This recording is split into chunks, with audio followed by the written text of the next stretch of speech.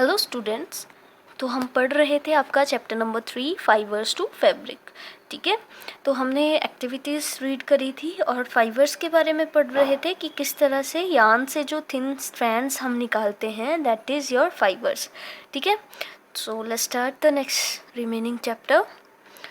You might have observed something similar when you try to thread a needle. Many a time the end of the thread is separated into a few thin strands. This makes it difficult to pass the thread through the eye of the needle. The thin strands of the thread that we see are made up of still thinner strands called fibres. ठीक है, बोला आपने कभी कभी सुई में धागा डालते टाइम ऑब्जर्व किया होगा कि जो धागे का एक एंड होता है वो क्या हो जाता है, सेपरेट हो जाता है. ठीक है, डिफरेंट स्ट्रैंड्स बन जाते हैं, उसके अलग अलग हो जाते हैं. ठीक है, और हमारे लिए बहुत मुश्किल हो जाता है उस धागे को पिरोना उस सुई से. ठीक है, और ये जो थिन स्ट्रैंड्स होते हैं वो फर्दर इससे भी ज़्यादा पतले स्ट्रैंड से बने होते हैं. ठीक है, और इन पतले से स्ट्रैंड्स को हम क्या बोलते हैं, फाइबर्स. ठीक है, fabrics are made up of yarns and yarns are further made up of fibers. Do these fibers come from? ठीक है, अब बोला कि जो फैब्रिक होता है वो यार्न से बना होता है और जो यार्न है वो फर्दर किससे बना होता है, फाइबर से बना होता है. तो आपको क्या लगता है कि ये फाइबर आता कहाँ से है?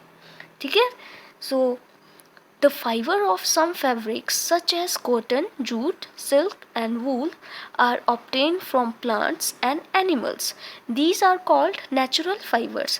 बोला फाइबर जो है कुछ फैब्रिक्स का, जैसे कॉटन हो गया आपका, जूट हो गया, सिल्क, ठीक है, वूल, ये कहाँ से मिलता है आपको, प्लांट्स या फिर एनिमल से. ठीक है, और ऐसे फाइबर्स जो हमें प्लांट्स और एनिमल से मिलते हैं उनको हम क्या बोलते हैं, नेचुरल फाइबर. ठीक है, cotton and jute are example of fibers obtained from plants. Wool and silk fibers are obtained from animals. ठीक है, जो कॉटन है, ठीक है, रुई जो होती है, और जूट, ठीक है, वो किससे मिलती है, हमें प्लांट से मिलती है. और वूल और सिल्क जो है आपको किससे मिलती है, एनिमल से. ठीक है, वूल is obtain from the fleece of sheep और गोट. ठीक है, जो बकरी और भेड़ के आपने बाल देखे होंगे, ठीक है, फरी टाइप से जो होते हैं, उनको काट के हमें क्या मिल जाती है, वूल मिल जाती है. It is also obtain from the hairs of rabbit, yak and camels. ठीक है, और हमें वूल कहाँ से मिलती है, रैबिट्स के बालों से या फिर याक या फिर कैमल के जो हेयर्स होते हैं उनसे हमें वूल मिलती है. ठीक है, silk fibre is drawn from the cocoon of silk worm. ठीक है, और जो सिल्क फाइबर है, मतलब जो रेशम का धागा होता है हमारे, ठीक है, वो हमें कहाँ से मिलता है, कोकून. ठीक है, cocoon is a home of silk worm. ठीक है, सिल्क वॉर्म एक कीड़ा होता है. ठीक है, वो क्या करता है, एक अपना स्लाइवा छोड़ता है, मतलब थूक टाइप. ठीक है, वो बहुत किसकी तरह होता है, धागे की तरह होता है, वो उसी के बीच में लिपट जाता है. ठीक है, और उस घर को, क्योंकि अब सिल्क वॉर्म जो है वो रैप हो जाता है अपने ही सिल्क के अंदर, तो उसको हम बोलते हैं कोकून. ठीक है, तो इस तरह से हमें वहाँ से सिल्क मिलता है. For thousands of years, natural fibers were the only ones available for making fabrics. ठीक है, मतलब बहुत साल पहले, हज़ारों साल पहले सिर्फ नेचुरल फाइबर ही जो थे फैब्रिक बनाने के लिए अवेलेबल थे. ठीक है, इन द लास्ट 100 years और so fibers are also made from chemical substances which are not obtained from plants or animal sources. These are called synthetic fibers. Some example of synthetic fibers are polyester, nylon and acrylic.